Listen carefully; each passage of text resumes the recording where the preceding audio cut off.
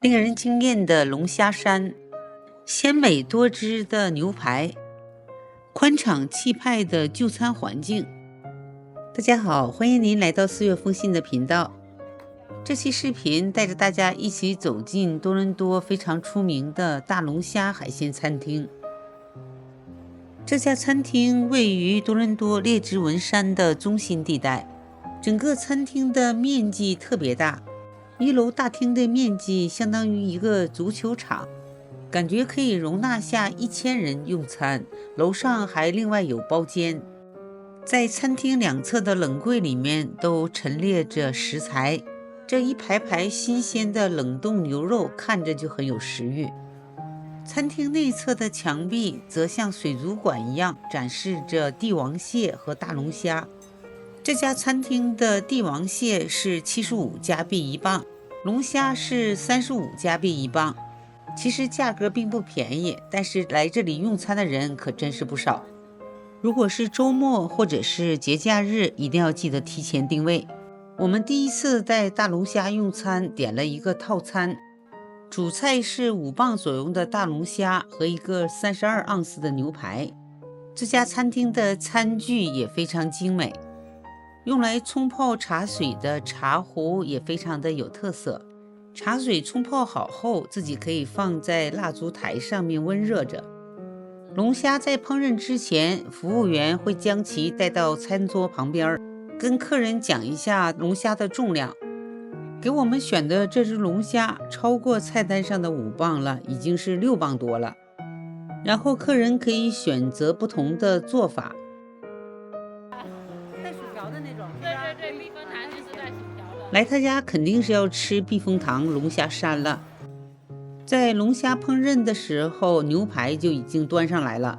他家的牛排是肋眼牛排，整条牛排肥瘦相间，服务员已经切好了，烤的大约是6分熟，但盘子下面有加热的小蜡烛，稍稍温热一下，达到70%熟，吃到嘴里刚刚好。这个牛排的味道和品质都不错。没有等多长时间，已经做好的避风塘龙虾山就端上来了。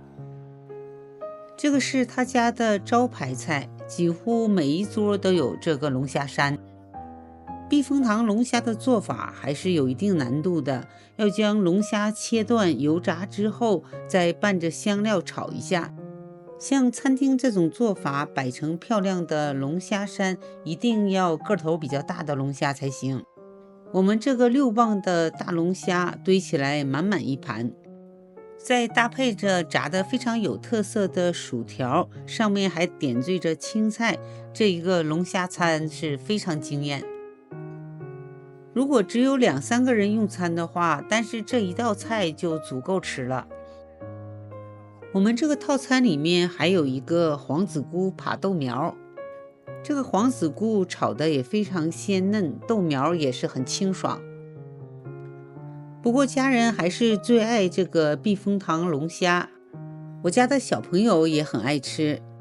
我倒是觉得这个龙虾由于太大了，在壳比较厚的地方，像钳子等，里面的肉都没有炸透。龙虾块大，肉也很厚实，但没有重量比较小的龙虾那么鲜美。之前在娱乐轩点过4磅左右的龙虾，我觉得味道比这个要更好。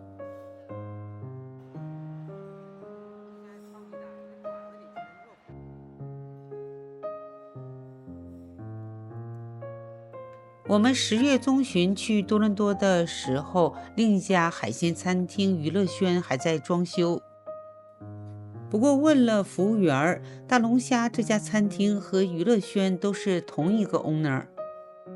娱乐轩几年前我们去过，感觉非常好，我之前也有一个视频有专门的介绍。这几年随着物价的上涨，海鲜餐厅的价格也涨了。大龙虾餐厅的套餐我感觉都比娱乐轩贵，但重新开业的娱乐轩相信价格也会上涨吧。我们去的时候由于是周末，可能太忙碌了，我们这个乌鸡汤都忘了上，后来提醒服务员才给我们端上来。这个2荤1素外加一个烈汤的套餐，我们一家4口足够吃。最后结账的时候又送了一个甜品，是一份芝麻椰子糕。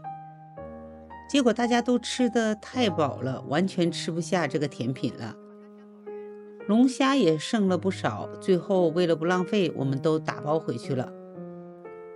结账的时候，服务员会自动收一个12%的服务费。我们这一餐总共花了288元，这个消费和在其他餐厅用餐也大致相同。吃完饭快8点了，在大龙虾的门口还有很多等位就餐的，感慨他家的生意真的是太好了。就算在中国，这样气派又火爆的餐厅也不多见。说到吃海鲜，在多伦多的选择可太多了，就是不出门也可以在网上订到 J Foodie 的海鲜。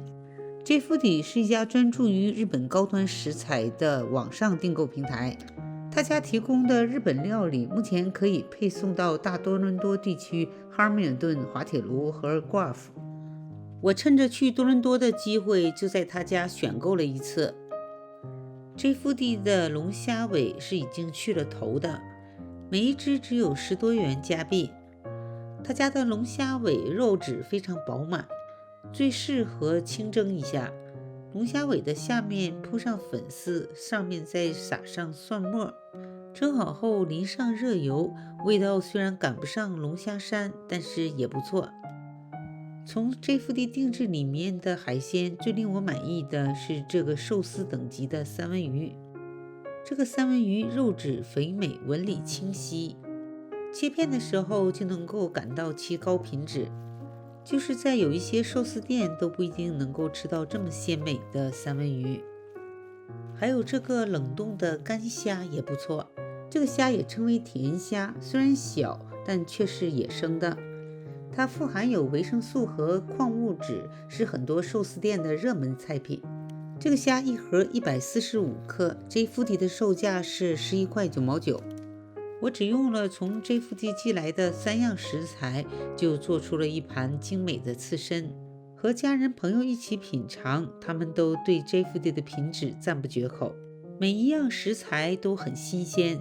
除此以外， J Foodie 上面还有和牛以及鹅肝。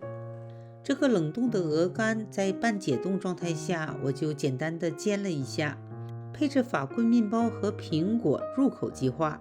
J Foodie 的这2片鹅肝价格很亲民，是17块9毛9。除此以外，在 J Foodie 的网站上还有很多高档餐厅的食材，像鱼子酱、海胆，这些都是不需要太多的烹饪技巧，在家里自己就可以试着做。在网上订购要比去餐厅吃划算很多。安省的朋友们有机会可以去体验一下。好，这期视频就为大家分享到这里，感谢您的收看，我们下期再见。